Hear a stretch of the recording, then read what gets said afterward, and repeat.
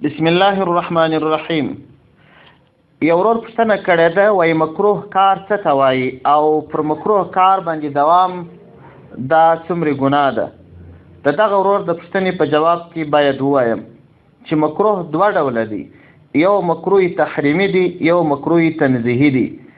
مکروه تنزیهي که څوک ترسره کړي ګناه ورباندې نشته، سزا ورباندې نشته، خو نه کول یې ثواب دی. او مکروه تحریمي دا که څوک ترسره کړي ملامتیا ستا، ممنوع کار دی، خو د دوزخ وعید ورته ثابت نه دی.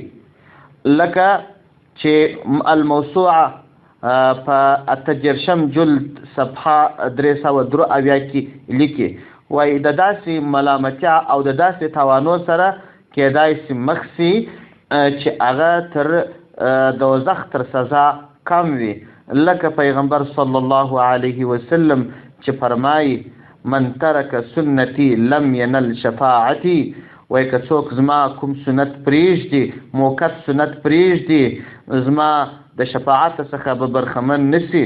د پیغمبر علیه السلام موقت سنت دوامدار پرېښول دا مکروه تحریمي دی. یعنی د یو لړ امتیازاتو څخه به بې برخې کېږي، خو د جهنم تر سزا او د امتیازاتو څخه بې برخې کېدل کم دي.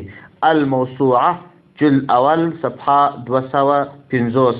همدا ډول الموسوعه جلد اتجرشم صفحه 373. والسلام علیکم ورحمة الله وبرکاته.